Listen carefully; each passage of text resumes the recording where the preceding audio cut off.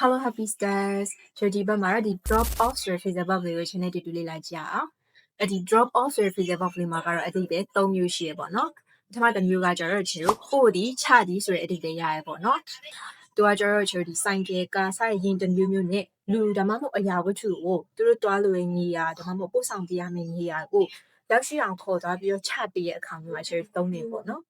။ချေတို့နောက်ထပ်အဓိပ္ပာယ်တစ်ခုကကျတော့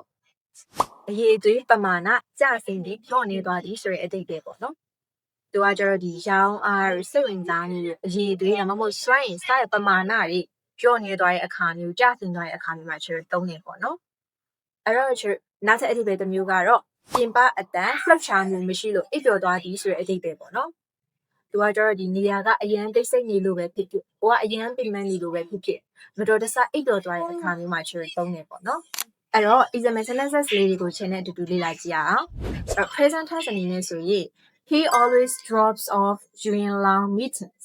အဲ့သူကဒီ meeting အရှိကြီးမှာဆိုရင်အမြဲအိပ်ပျော်သွားရဲဆိုတဲ့အဓိပ္ပာယ်ပေါ့နော်။အဲ့တော့ကျတော့ past tense အနေနဲ့ရေးရမယ်ဆိုရင် I dropped the kids off at school this morning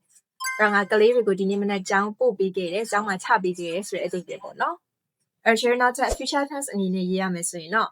if we don't improve the project the customer interest will drop off အဲ့တော့ငါတို့ project ကိုတိုးတက်အောင်မလုပ်ဘူးဆိုရင်တော့ customer ရဲ့စိတ်ဝင်စားမှုလျော့နေသွားလိမ့်မယ်ဆိုတဲ့အဓိပ္ပာယ်ပေါ့နော်အဲ့တော့ကျွန်တော်ဒီ drop off ဆိုတဲ့ phrasal verb ရဲ့အဓိပ္ပာယ်ကို example sentences လေးတွေကိုနားလည်မယ်လို့ထင်ပါတယ်။ exam အနေနဲ့ရှေ့ကို comment box ထဲမှာတကြောင်းမှရေးခဲ့ပြပါအောင်နော် Thanks for watching. See you in the next video. Bye bye.